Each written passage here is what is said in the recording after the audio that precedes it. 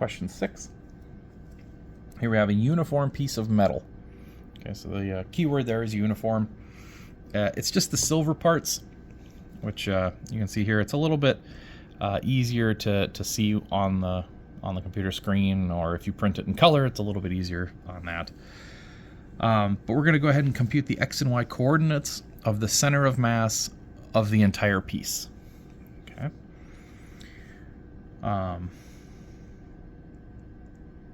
I should add entire there, of the entire piece.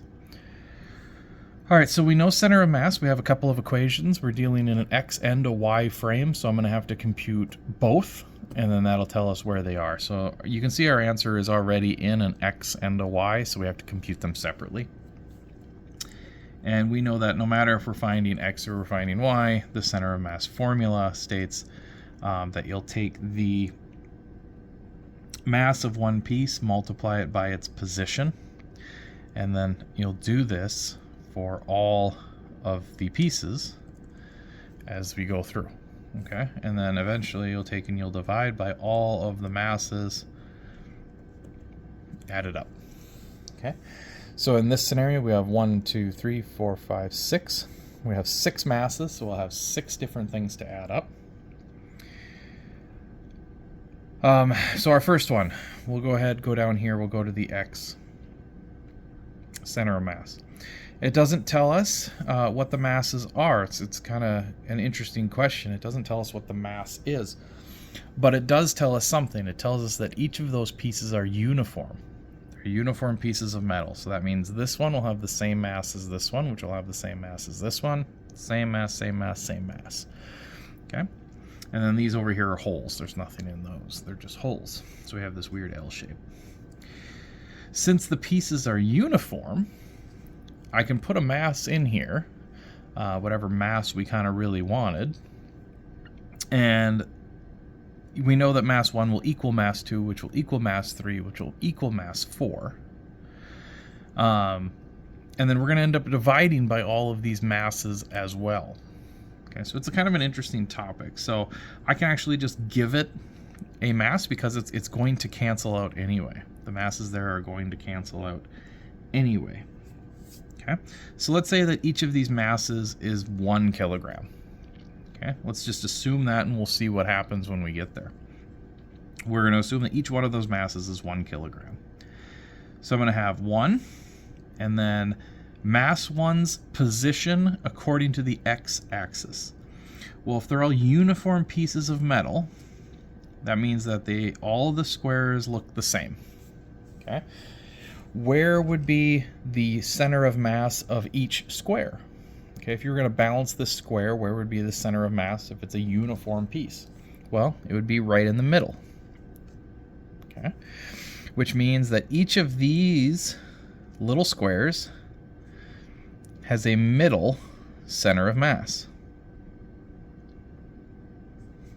Okay, so we have 6 square metals where we have the center of mass of each little square. Well, the x position then for this first square would be at 5 centimeters.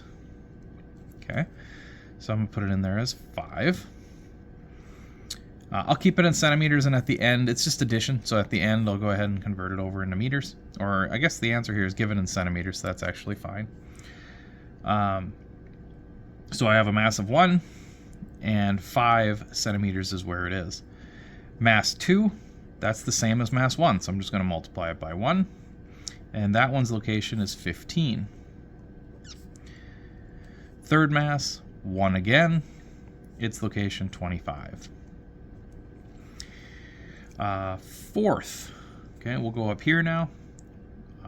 Its mass is 1. Its location is, again, 5. Fifth one, be up here. 1. Its location is 5. And the last one, 1, and its location here would be 15. Now I need to divide by the total amount of mass, right? Well, this one's 1, 2, 3, 4, 5, 6. Okay, so the total amount of mass is it's going to end up being 6 in our case.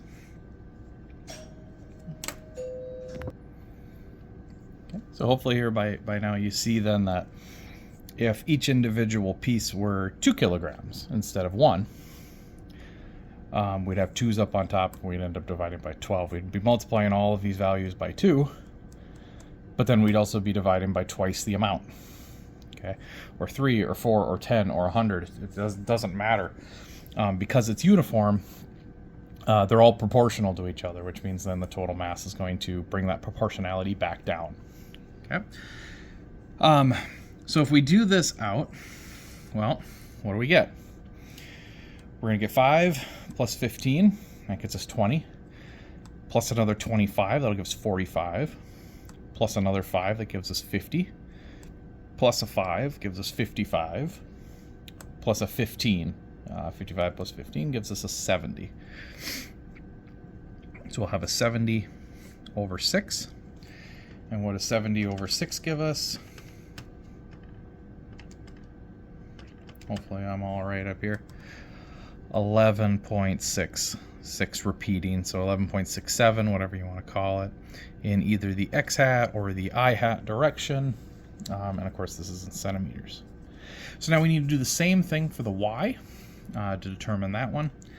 And if you want, we can show you a couple of other ways of doing this.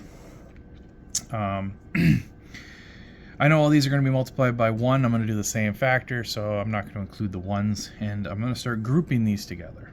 So in the y direction, I have 3 panels that are at the 5 mark. So I have 3 panels that are at the 5 mark. You can also do it this way. You'll get the exact same answer. If this is confusing, don't worry about it. Stick to the first way. But here I'm adding up panels instead. I have 3 of them that are going to be at 5. Just like up here, I have 3 of them that are at 5. I have 1 that's at 15, and I have 2 that are at 25. I need to divide again by 6 because that is the total mass. And I haven't excluded the masses, it's just that it's 1. So 1 multiplied by any of these is just 1, right? It's just the number. All right, and if I do that, I have 3 times 5, that gives me 15. 15 plus another 15 will give me 30. 30 plus 2 times 25 is 50. 30 plus 50 is going to be 80. So this will be 80 over 6. And of course, if we plug that in, we get what we should get, 13.33 repeating. And this is the y hat or the j hat direction, and it is in centimeters. That's how you get your 2 final answers there.